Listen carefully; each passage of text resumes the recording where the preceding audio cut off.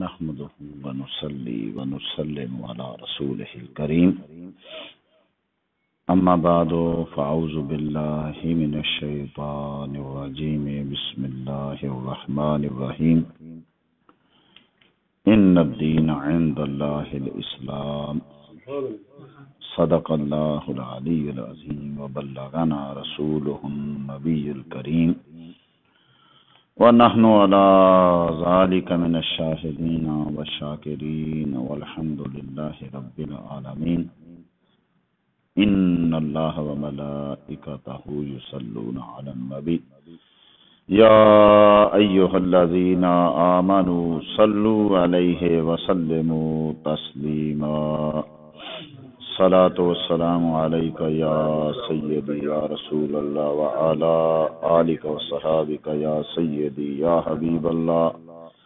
الصلاة والسلام عليك يا سيدي يا رحمة للعالمين الصلاة والسلام عليك يا سيدي يا محبوب رب العالمين اللهم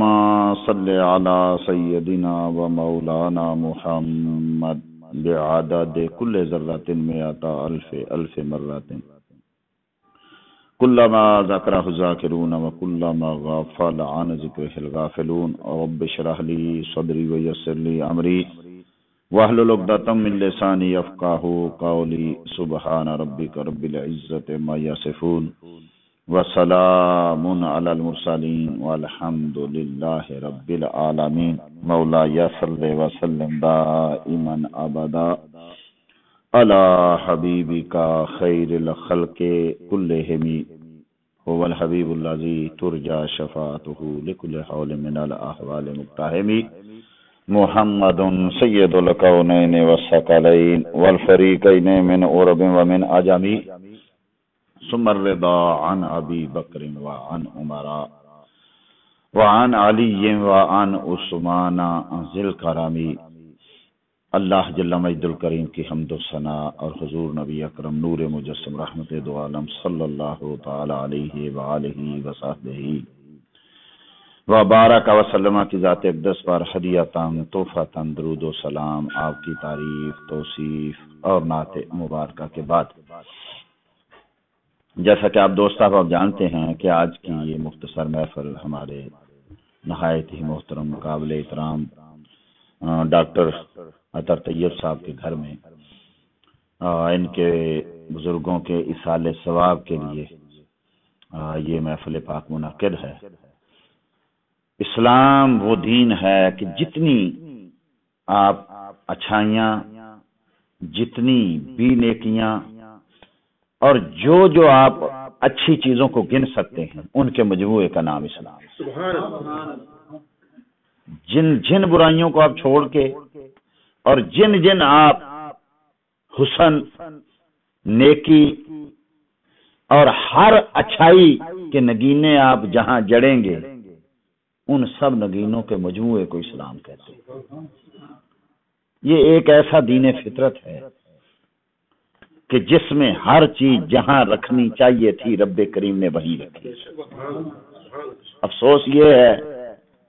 کہ ہم نے دین اسلام کا نام تو لیا، نہ اس کو اپنایا، نہ اس کو حقیقی طریقے سے لوگوں کے سامنے پیش کرنے کی کوشش کی، نہ کیا۔ رب کریم کو یہ دین سب دینوں سے زیادہ پسند آتا ہے۔ ان الدین عند اللہ الاسلام، اللہ کے نزدیک تمام ادیان میں سے ایک ہی دین پسند ہے اور اس کا نام ہے اسلام۔ اب یہ کیوں پسند ہے؟ رب نے، آپ کو پتہ ہے جس چیز کو بھی رب پسند کرے وہ چیز اپنے آپ اتنی خوبصورت ہو جاتی ہے، اس میں اتنا حسن پیدا ہو جاتا ہے۔ یہ قدرتی امر ہے کہ جس چیز کو رب پسند کر لے وہ گناہوں سے لتھڑا ہوا ہو، وہ دنیا کا گندا ترین شخص ہو، لیکن جب اس کو رب پسند کرتا ہے تو پھر دنیا کے سامنے وہ ایک آسمان کا ستارہ چمکتا ہوا نظر آتا ہے۔ تو دین اسلام کو کیوں پسند کیا؟ دین تو بہت سارے دنیا میں چل رہے اور بہت سارے ایسے دین ہیں جو رب کو رب مانتے ہیں، جو رب کی عبادت کرتے ہیں، اور بہت سارے ایسے دین ہیں جو آج بھی دعویٰ ہے کہ ہم رب کے ساتھ کسی کو شریک نہیں کرتے، لیکن ان دینوں کو رب نے اگر صرف توحید کا معاملہ ہوتا تو یہودی آج یہودیوں کا بہت بڑا یہ دعویٰ ہے کہ ہم نے کبھی بھی نہ شرک کیا ہے نہ شرک کو جائز سمجھتے ہیں، لیکن رب کریم نے یہودیت کو رد کر دیا، فرمایا مجھے دین ہے پسند تو وہ دین اسلام پسند ہے۔ کس لیے پسند ہے؟ اس لیے کہ اس دین کو لے کے جانے والا محمد ہے صلی اللہ علیہ وسلم، اس لیے کہ میرے محبوب کا دین ہے، اور جو محبوب کی چیز ہوتی ہے وہ محب کو پسند ہوتی ہے۔ تو فرمایا یہ دین میں نے مصطفیٰ کو دیا اور مصطفیٰ نے اس دین کو آگے پھیلایا، لہذا یہ مجھے دین پسند آ گیا۔ ایک صرف چیز عرض کر کے آج کے موضوع کے مطابق پھر انشاءاللہ آگے چلتا ہوں۔ جس لیے آج ہم بیٹھے، یہ جس کو اصالِ ثواب کہتے، بدقسمتی سے دیکھیے کہ یہ بھی ایک اختلافی مسئلہ بن گیا۔ یہ حقوق العباد میں سے تھا، یہ بندوں کا حق تھا کہ اس کے لیے کچھ نہ کچھ کیا جائے، اس کے لیے دعا مانگی جائے، اس کے لیے کچھ صدقہ کیا جائے۔ یہ والدین کا حق تھا، اولاد پہ والدین کے جہاں حقوق ہیں ان میں وہ آدمی حق پورا تو نہیں کر سکتا، جیسا سیدنا عبداللہ ابن عمر رضی اللہ تعالی عنہ سے روایت ہے کہ ایک آدمی اپنی والدہ کو اگر کندھے پہ اٹھا کے حج کرائے، حج آپ کو پتہ ہے اکیلا آدمی کرتا ہے تو کیا اس کا حشر ہوتا ہے۔ اچھا بھلا نوجوان آج کا تو معاملہ پھر بھی کتنا آسان ہے، لیکن آج بھی کیا حشر ہوتا ہے۔ ذرا اس دور کو دیکھیے جب یہ راہیں اتنی سیدھی نہیں تھی، جب ہر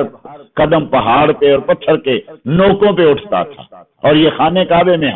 ہمیں دیکھنے والے بتاتے ہیں جو چند سال پہلے تھے کہ اتنی گرمی ہوتی تھی، ریت کے اوپر چلتے چلتے ایسے پاؤں میں چھالے پڑ جاتے تھے، اور پھر اتنا پسینہ آتا تھا کہ ریت کہیں جا کے پسینوں سے ٹھنڈی ہوتی تھی۔ آج تو وہاں ٹھنڈے پتھر لگے ہوئے ہیں، ایسی حالت کہ جب آدمی کے جو پاؤں ہیں وہ ریت میں جل رہے ہیں اور اوپر سورج کی گرمی پڑ رہی ہو، اور پھر وہ صفا مروہ آج تو اوپر اسی لگے ہوئے ہیں، چھت پڑی ہوئی ہے۔ یہ بھی ایسے پہاڑیوں پہ چلنا ہوتا تھا، پھر وہ مینا، پھر وہ مزدلفہ، پھر وہ عرفات، اور ان ساری جگہ پہ آدمی ایک والدہ کو اگر اپنے کندھوں پہ اٹھا کے پورے کا پورا حج کرے تو فرمایا کہ اگر وہ کہے کہ میں نے ماں کا حق ادا کیا تو ایک رات کا حق ادا نہیں کیا۔ سیدنا حسن بصری رضی اللہ تعالیٰ نے دیکھا کہ ایک آدمی نے ایک بوڑھی مائی کو اپنے کندھوں پہ اٹھایا ہوا ہے اور حج کر رہا ہے، اور جب آپ نے پوچھا تو یہ 7واں حج ہے، کوفہ سے اٹھاتا ہوں اور یہاں لاتا ہوں، 7واں حج ہے، میں اپنی ماں کو اسی طریقے سے حج کرا رہا ہوں، کیا میں نے اپنی ماں کا حق ادا کیا؟ فرمایا تو نے ایک رات کا بھی ابھی حق ادا نہیں کیا۔ تو یہ اس ماں کا حق تھا کہ جب وہ ماں اپنے سے جدا ہو جائے، جو آنکھوں سے اوجھل ہو جائے تو آدمی کیا کرے، اور وہ لوگ جن کو ماؤں سے اتنا پیار تھا، آج ہم بھی نام تو لیتے ہیں، ہر آدمی ماں کا نام لیتا ہے، عزت لفظی طور پہ عزت بھی کرتا ہے، لیکن جب ہم دیکھتے ہیں اس کی اپنی زندگی میں، یعنی کیا کہتے ہیں تجرباتی طور پہ پریکٹیکلی جب ہم دیکھتے ہیں تو حالات الگ ہوتے ہیں۔ وہ جس کا لوگ کہتے ہیں ماں ہوتی ہے، ماں کی گھر میں حالت کیا ہوتی ہے؟